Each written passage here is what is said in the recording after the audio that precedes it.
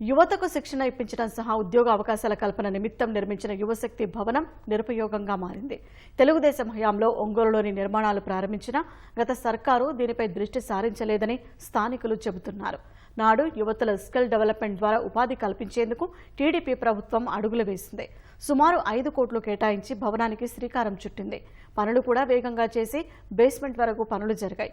ఒక అంతస్తు స్లాబ్ కూడా పూర్తయ్యాక నిధుల లేమి నెపంతో ఈ బిల్డింగ్ నిర్మాణాలను పక్కన పెట్టేశారని స్థానికులు చెబుతున్నారు. తిరిగి నిర్మాణాలు పూర్తి చేస్తే తమకు ఉపయుక్తంగా ఉంటుందని చెబుతున్నారు. భవనం పూర్తయితే అనేక స్కిల్ డెవలప్మెంట్ సంస్థలు వస్తాయని ఆశాభావంతో ఉన్నారు. యువశక్తి భవనాన్ని నిర్మిస్తే ఖచ్చితంగా పేదలు, బడుగు, బలహీన వర్గాలలో ఇతరుల చోట్లకి వెళ్ళి మరి హోటళ్ళు కానివ్వండి, అదేవిధంగా ఇట్లా వెళ్ళి ఉండటం జరుగుతుంది. అయితే ఈ స్టప్ కార్యాలయాలు అన్నీ అందుబాటులో ఉంటాయి.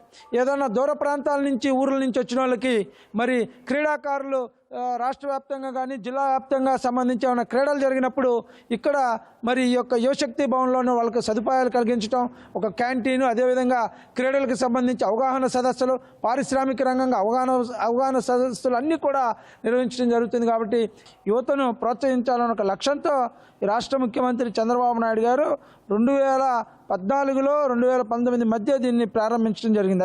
డిగ్రీ కంప్లీట్ చేసి దాదాపు 3-4 ఏళ్ళు అవుతున్నా మాకు ఉద్యోగాలు లేకపోవడం అంటే ఏదో ఒక స్కిల్ డెవలప్మెంట్ లేకపోవడం వల్లే.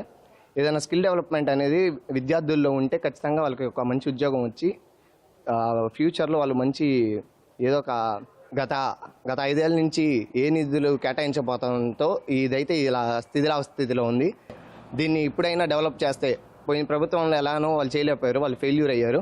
ఈసారన్నా మీరు ఇది చేసి సక్సెస్ అయితే స్టూడెంట్స్లో మీకు మంచి ఏది ఉండిద్దని కోరుకుంటున్నాం. బిల్డింగ్ని ఇప్పుడున్న ప్రభుత్వం కానీ గమనించి పూర్తి చేస్తే మాలాంటి నిరుద్యోగులకి ఎంతో ఉపాధి కల్పించినంత అవకాశం ఉంటుంది. స్కిల్ డెవలప్మెంట్ అని స్పోర్ట్స్ కానీ దేనికైనా పరంగా ఒక ఆధారంగా ఉంటుంది. ఈ విద్యార్థి యువశక్తి భవన్ అనేది కట్టకపోవడం వల్ల నాలాంటి నిరుద్యోగులు ఎంతోమంది రోడ్డున పడి ఉన్నారు.